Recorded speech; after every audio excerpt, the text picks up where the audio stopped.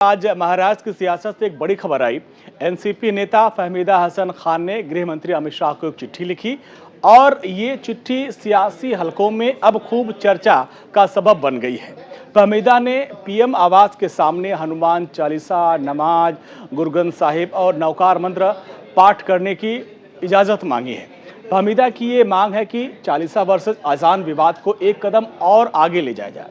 हालांकि अभी गृह मंत्रालय ने उनकी चिट्ठी का जवाब नहीं दिया है, लेकिन फहमीदा ने ये मांग करके कई तरह के सवाल खड़े किए हैं और इसका वाजिब जवाब तो वो खुद ही दे सकती हैं कि आखिर इसके पीछे उनका मकसद क्या है।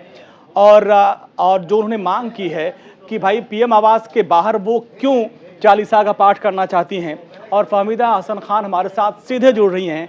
उन्हीं से हम बात करेंगे और समझने की कोशिश करेंगे कि उनके इस पत्र लिखने के पीछे मकसद क्या है।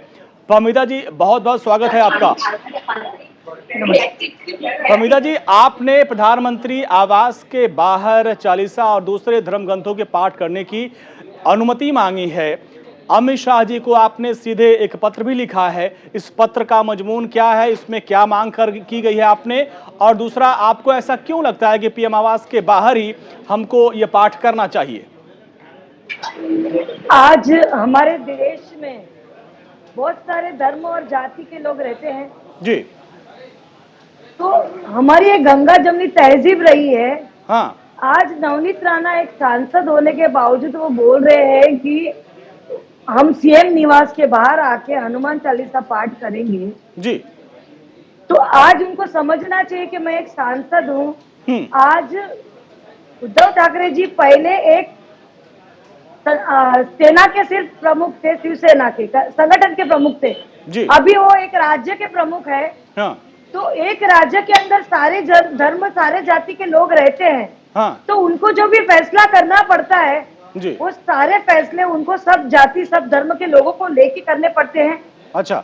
तो अगर देश में अभी मुद्दा कौन सा है? महंगाई का मुद्दा है, बेरोजगारी का मुद्दा है, अच्छी शिक्षा का मुद्दा है, अच्छे स्वास्थ्य का मुद्दा है जी। और दूसरा सबसे बड़ा मुद्दा, मैं एक गृहिणी होने के नाते, हमारी रसोई का है जी। हमारी रसोई के ऊपर जो हमारा बजट बढ़ गया है वो मुद्दा सबसे बड़ा है जी। एक सांसद होने के नाते वो मुद्दा उठाना चाहिए था। लेकिन उनकी आस्था ऐसी थी कि अगर हम सीएम आवास के बाहर आके हनुमान चालीसा करेंगे तो ये सारे के सारे जो मुद्दे हैं वो सब आसानी से तय हो जाएंगे। अच्छा। तो मुझे ऐसा लगता है कि आज के हमारे सर्वा देश के जो है वो हमारे लाडले प्रधानमंत्री नरेंद्र मोदी जी है और एक हमारे मोटा भाई अमित शाह जो गृह मंत्री है वो है। अच्छा। जो भी फैसला लेंगे वो हमारे देश का, वो हमारे प्रधानमंत्री जी लेंगे। उनके वहां जाने के लिए मुझे गृह मंत्री जी की परमिशन लगेगी। अच्छा। तो इसके लिए मैं बोली कि कोई एक धर्म को चलते, जैसे हिंदुत्व का मुद्दा नहीं चलते हुए सर्वधर्म समभाव की भावना लेके सारे धार्मिक जो भी ग्रंथ है, जो भी आयत है हमारी कुरान की, नोबिनो है क्रिश्चियन में जो पढ़ते हैं, गुरुद्वारे में ग्रंथ साहिब पढ़ते हैं, जी जी। वो सारी जो प्रार्थना है वो हम पीएम मोदी जी के आवास स्थान के बाहर करते हैं जी। ताकि हमारे जो देश का ये मुद्दे हैं वो सारे हल हो जाए।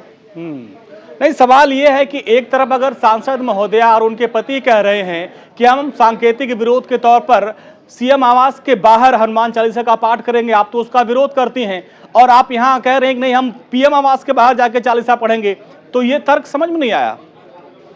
हम पीएम जी से परमिशन मांग रहे हैं, हम उन्हें कोई चुनौती नहीं दे रहे। हाँ। हम उनको तो मतलब अगर एक सांसद कोई गलत कदम उठाता है तो एनसीपी के लोग भी वही कदम उठाएंगे? फिर एनसीपी के लोग ने, हम लोग जो है, मैं जो है राष्ट्रवादी कांग्रेस पार्टी की आज कार्याध्यक्ष हूँ, अच्छे पद पे हूँ, तो मैं मेरी जिम्मेदारी समझती हूँ कि मुझे देश हित में मैं ये काम कर रही हूँ। अगर यही तो मैम सवाल है कि आपकी पार्टी वहां सत्ता में है, आपकी पार्टी वहां सत्ता में है, आपके चीफ मिनिस्टर के घर के बाहर अगर कोई चालीसा पढ़ने के लिए कह रहा है तो आपको वहां पे आपत्ति लग रही है, और आप यहाँ दिल्ली में आके पीएम आवास के बाहर बात कर रही हैं कि हम वहां पे पाठ करेंगे, अनुमति दीजिए।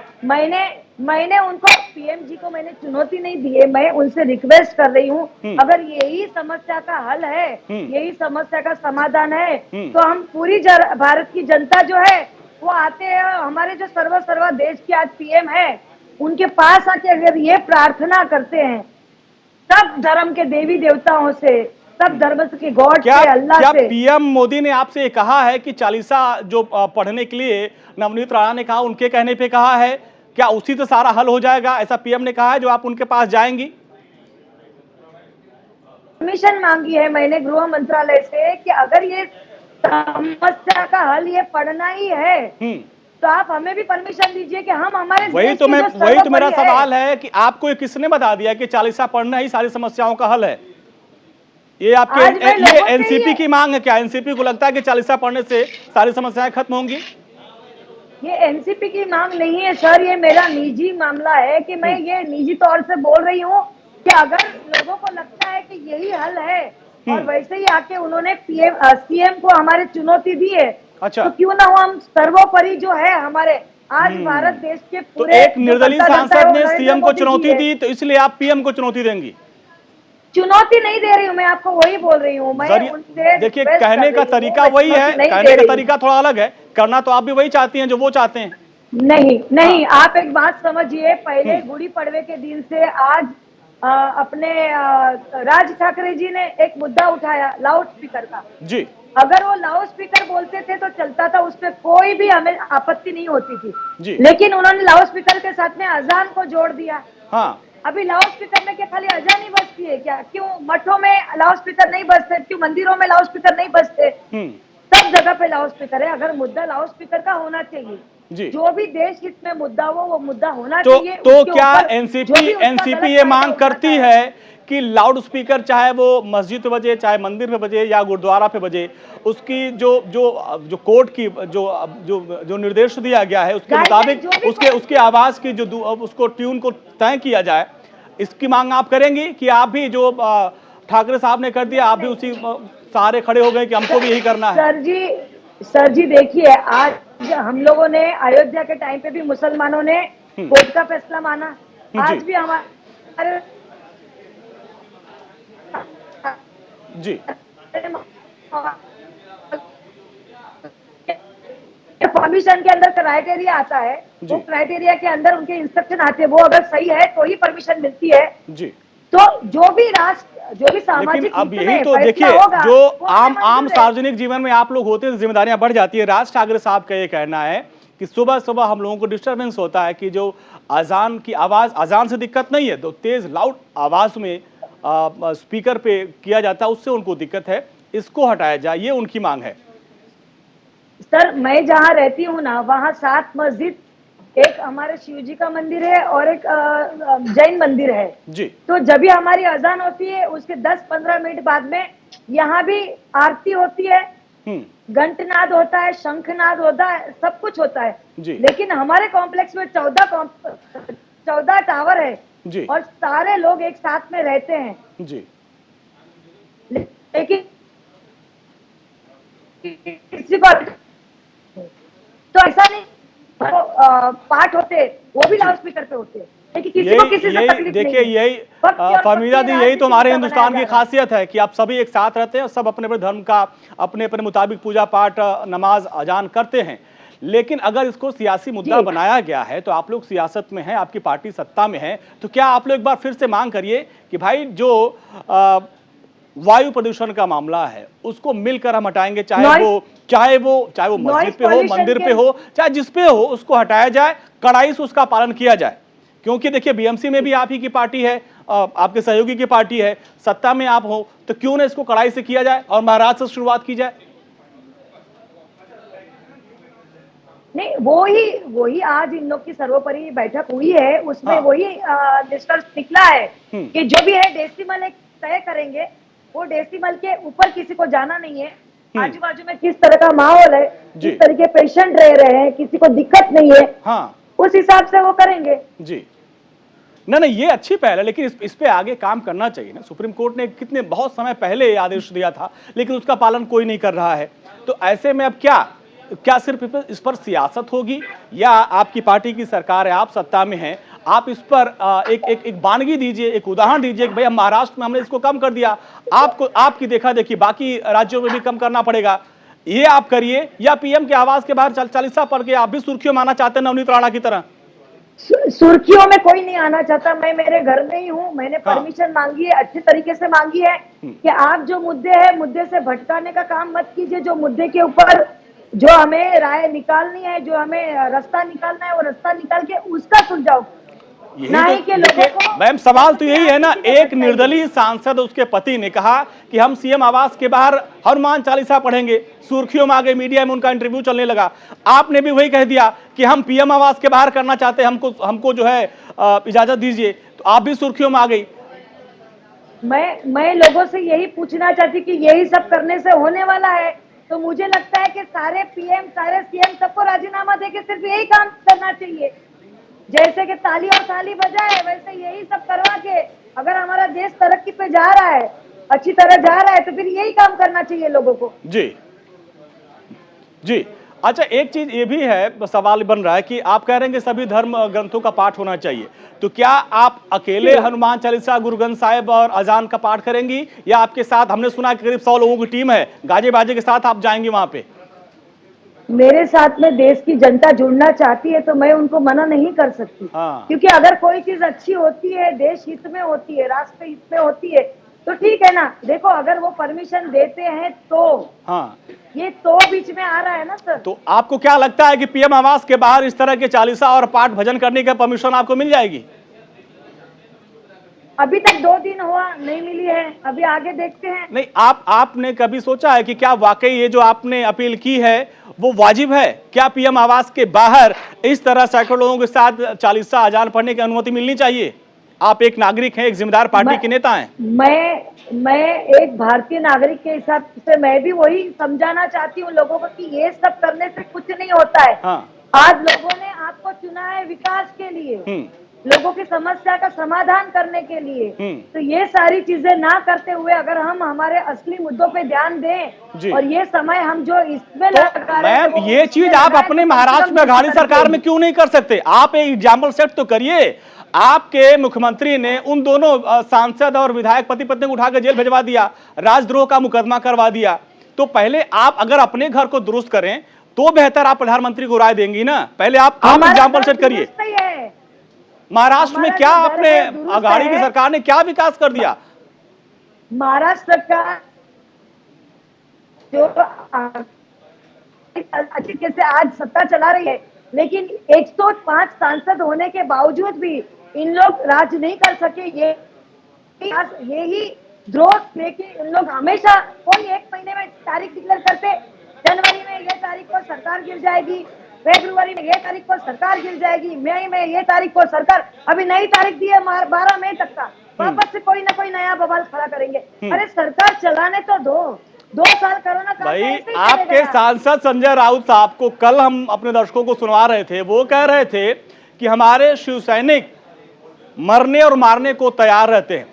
सांसद और उनके विधायक पति ने कहा कि हम मातोश्री के बाहर जाकर हनुमान चालीसा का पाठ करेंगे। सैकड़ों की संख्या में वहां लोग पहुंच गए, बैरिकेटिंग उखाड़ दी, इसके बाद उल्टे उनको उठा के आपने जेल में डलवा दिया, राजद्रोह का मुकदमा करवा दिया। ये क्या सरकार आपकी है?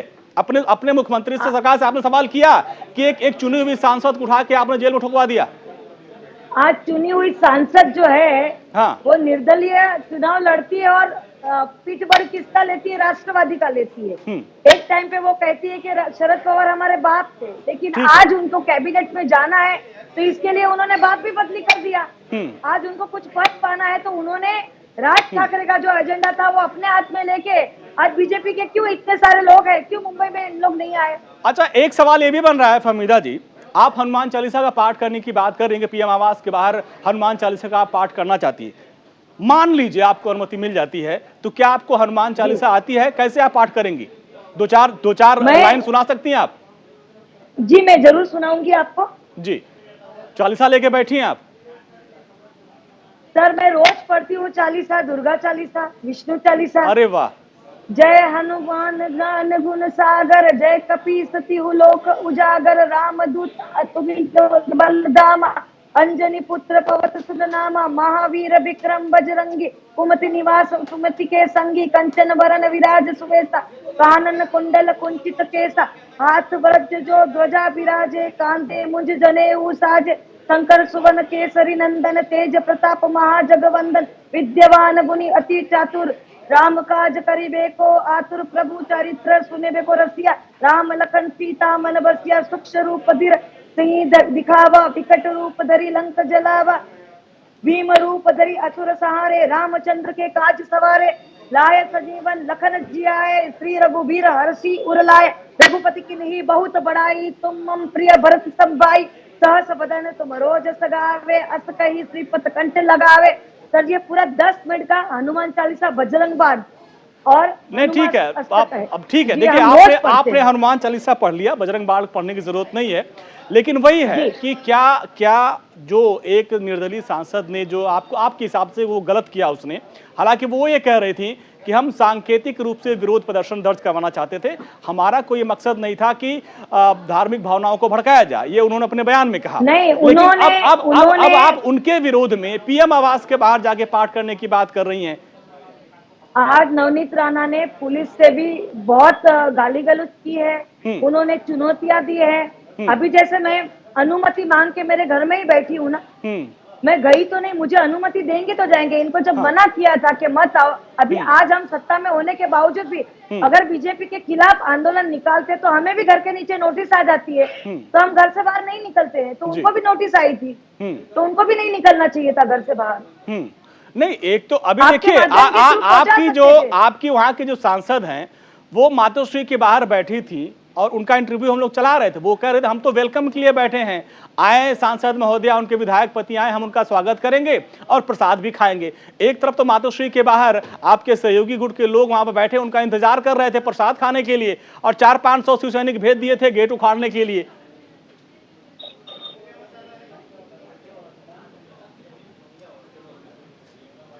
आवाज मिली मैम? आप आवाज, मेरा सवाल आपको सुनाई दिया? हेलो हेलो, मेरी आवाज जी आपको मिली? बोलिए। जी, सवाल ये था कि जिस दिन उन्होंने 9 बजे का दिन दिया था कि 9 बजे हम हनुमान चालीसा का पाठ करेंगे, शिवसेना के कई सांसद, बड़े नेता मातोश्री के बाहर बैठे थे। उनमें आपकी एक महिला सांसद महोदया से जिनसे हमारी बात हो रही थी, वो ये कह रही थी हम इंतजार कर रहे हैं कि महिला सांसद महोदया अपने पति के साथ आएं, पाठ करें, हमको प्रसाद भी दें। लेकिन दूसरी तरफ अपने शिव सैनिकों को भेज रखा था, उनका बैरिकेडिंग तोड़ के वहां हंगामा कर रहे थे। दोनों बातें हो रही देखो, थी। आज संगठन में दोनों रीत के लोग रहते हैं। हाँ जो वरिष्ठ लोग थे, हाँ। उन्होंने उनको वेलकम किया था। हाँ। लेकिन कोई किसी के घर में जबरदस्ती घुसेगा तो कोई भी बर्दाश्त नहीं करता है। तो शिव सैनिकों की भावना बढ़त है कि नहीं, हमारे घर में जब मना करने के बाद भी वो क्यों आ रही है। उनको जब नोटिस दिए, उनको मना किए कि आप मत आइए। वो महाराष्ट्र के मुख्यमंत्री हैं, अगर उनके आवास के बाहर वो सांकेतिक पाठ करना चाह रही थी तो आने देती, उनकी पोल खुद ही खुल जाती, जैसा आप कह रही हैं। आपने तो राजद्रोह का मुकदमा ठुकवा दिया उनके ऊपर, और वो कह रही है जेल में हमारे साथ दुर्व्यवहार किया जा रहा है, पानी और खाना नहीं दिया जा रहा है। नहीं, ये सब गलत चीजें। आप जाके अगर खुद वहां दौरा करेंगे तो आपको पता चलेगा। अच्छा, अमित शाह जी को आपने निवेदन किया लेटर के माध्यम से, न्यूज इंडिया के माध्यम से, क्या आप इनसे अगर एक बार हम कहें, क्या कहना चाहेंगी आप अमित शाह जी से? फिर से परमिशन मांगेंगी, या जो आपने चिट्ठी लिखी है आप उससे वापस आएंगे कि भाई अगर हम वहां जाएंगे तो हंगामा होगा? क्या आपका मकसद हंगामा खड़ा करना है?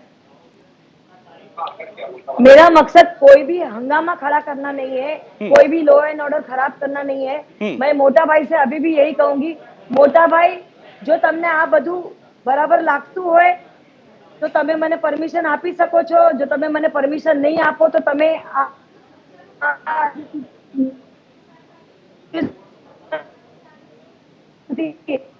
તમારું જઈને તો તમે જે આપણા દેશના मुद्दा છે એ मुद्दा लगे।